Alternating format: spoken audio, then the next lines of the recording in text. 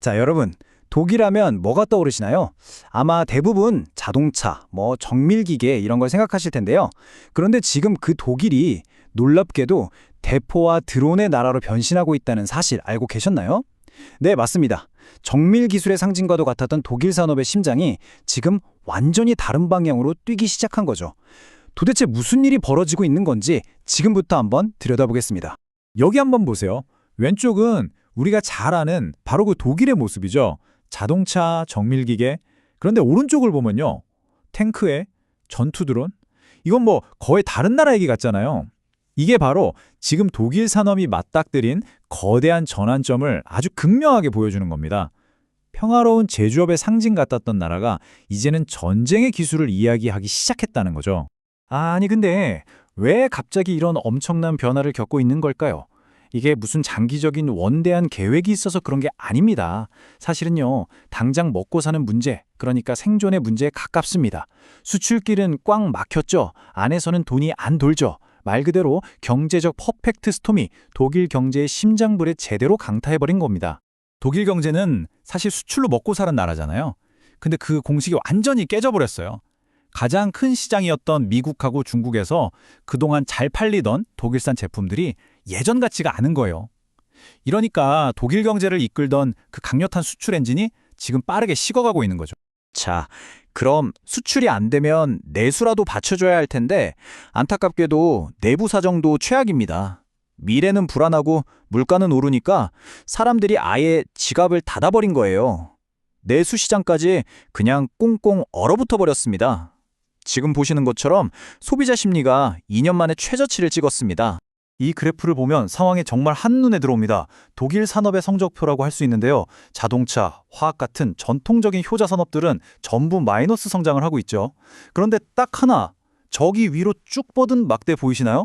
네, 바로 방위 산업입니다. 유일하게 그것도 아주 무섭게 성장하고 있어요. 지금 독일 경제는 사실상 이 방위 산업이라는 기둥 하나에 위태롭게 매달려 있는 형국인 겁니다. 이렇게 절체절명의 위기에 빠지니까 독일 정부가 정말 역사적인 결단을 내립니다. 이건 단순히 돈 좀 풀어서 경기를 부양하는 수준이 아니에요. 아예 국가 산업의 DNA 자체를 바꿔버리겠다는 엄청난 베팅을 한 거죠.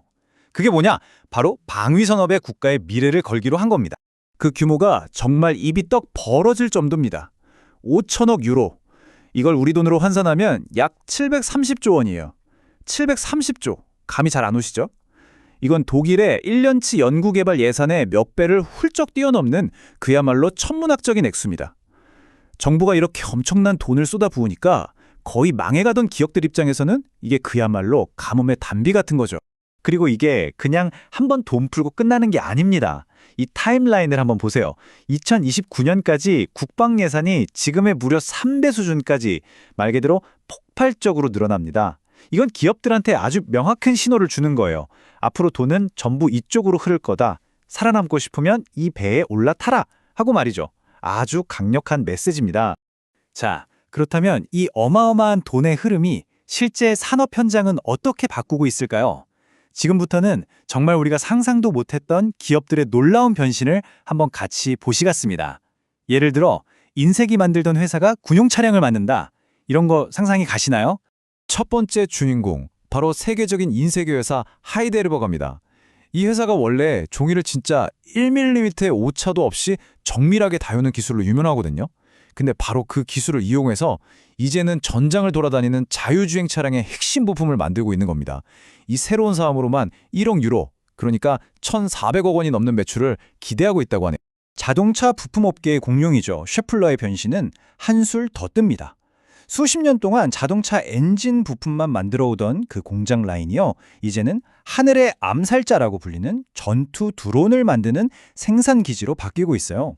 목표는 비상시에 1년에 10만 대의 드론을 찍어낼 수 있는 생산 능력을 갖추는 거라고 합니다. 정말 대단하죠? 근데 아마 가장 놀라운 변신은 이 회사가 아닐까 싶어요. 굿바이츠라는 푸드테크 스타트업인데요. 원래는 햄버거 만드는 로봇 주방을 개발하던 곳입니다. 사람 한 명 없이 로봇이 알아서 요리하는 거죠. 바로 이 기술을 그대로 군대에 적용한 겁니다. 이제 이 로봇들은 햄버거 가게가 아니라 험한 야전에서 병사들의 식사를 책임지게 된 거죠. 정말 기술의 쓰임새는 끝이 없는 것 같습니다. 하지만 이렇게 독일 산업 전체가 군복으로 갈아입는 모습을 보면서 모두가 박수만 치는 건 아닙니다. 당연히 걱정하는 목소리도 크죠.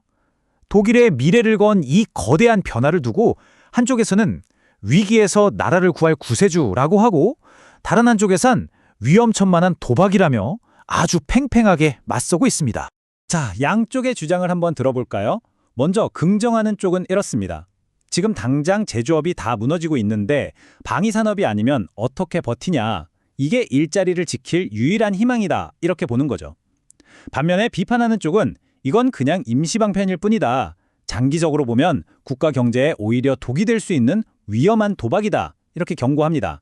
특히 무기는 팔 수 있는 나라가 한정되어 있고 경제 전체에 미치는 긍정적인 효과도 적다는 점을 지적하고 있어요. 경제학자들이 하는 가장 날카로운 비판이 바로 이겁니다. 무기는 창고에 쌓아두거나 아니면 전쟁터에서 터져버린다. 도로를 깔거나 공장을 짓는 투자보다 생산성을 높이는 데는 훨씬 도움이 안 된다. 이 말인데요. 생각해보면 맞는 말이죠. 다리를 지으면 사람들이 오가면서 경제가 활성화되지만 탱크에 쓴 돈은 사실상 전쟁이 나면 그냥 사라져버리는 돈이니까요. 아주 냉정한 지적입니다. 여기서 승수효과라는 경제 용어가 나옵니다. 좀 어려워 보이지만 간단해요. 정부가 100원을 썼을 때 그 돈이 사회 여기저기를 돌면서 150원, 200원 이렇게 더 큰 효과를 만들어내는 걸 말합니다.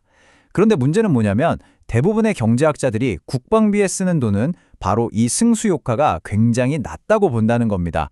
한마디로 쓴 돈에 비해서 경제를 살리는 효과는 별로 크지 않다는 거죠.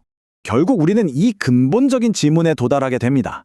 지금 독일은 당장의 안보, 그리고 눈앞의 경제 위기를 넘기기 위해서 혹시 혁신과 경쟁으로 대표되던 독일 경제의 영원 자체를 팔고 있는 건 아닐까요?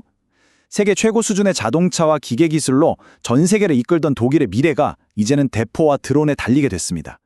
이 거대한 실험이 과연 어떤 결과로 이어질지 전 세계가 숨죽여 지켜보고 있습니다.